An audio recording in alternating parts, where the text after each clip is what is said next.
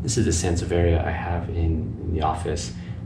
One of the older leaves here is sticking way off to the side. It's slowly drooping down, and there's some damage out at the end. So I'm going to take this leaf off and use it to propagate some new plants. I'm going to get way down close to the base, being careful not to damage any of the other leaves.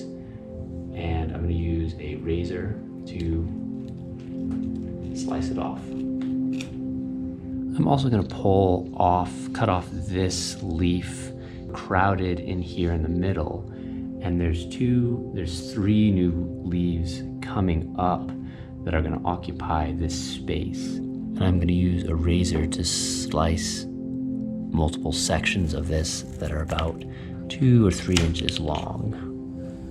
It's important to keep track of which end was the downhill end. That is the end that will grow roots. If you put it in upside down from its original orientation on how it was growing, it probably will not grow roots out of the top end that's submerged in your soil or your water. So I'm going to put just a tiny little notch in the bottom of each of these. Shouldn't cause any problems, any damage. If anything, it might be more surface area on the end to grow roots, but at the very least, it's just going to mark the bottom so that I know which side is the downside when I do put them in water. We'll do the same thing with this leaf. Now I'm just going to set these aside for 24, maybe 48 hours for this cut end to heal over a little bit. So I'm going to use these clear plastic pots to root the snake plants in. These will do two things. That'll hold it upright, so just the bottom is sitting in water.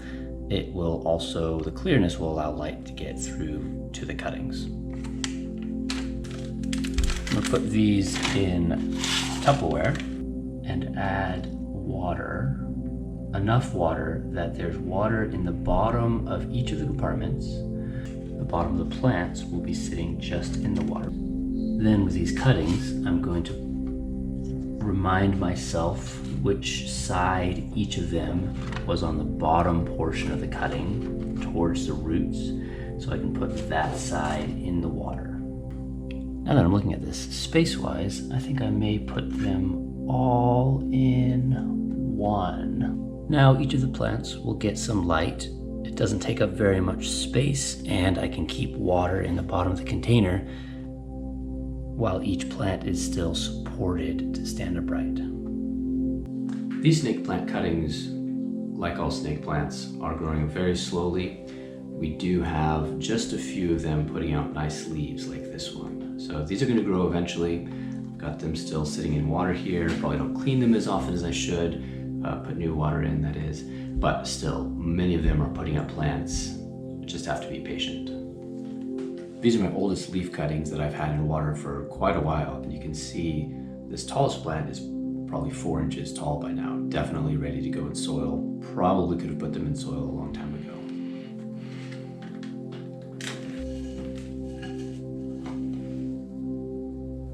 I've potted all these new plants into fairly well-drained soil and watered it well.